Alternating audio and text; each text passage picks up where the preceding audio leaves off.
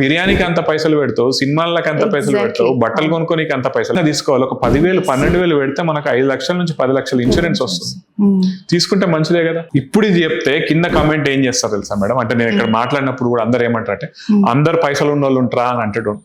ఎవరైతే ఉంటారో మిగతా వాళ్ళని వదిలేయండి, నీ దగ్గర డబ్బులు ఉంటే పెట్టుకోవచ్చు కదా రవి. అందరి దగ్గర పైసలు లేవంటే నీకెందుకు, నీ దగ్గర డబ్బులు ఉన్నాయి, నువ్వు ఇన్సూరెన్స్ తీసుకో. ఎందుకు అంటే నువ్వు ఇన్సూరెన్స్ తీసుకుంటే ఎవరి మీద ఆధారపడాల్సిన అవసరం ఉంది, రైట్?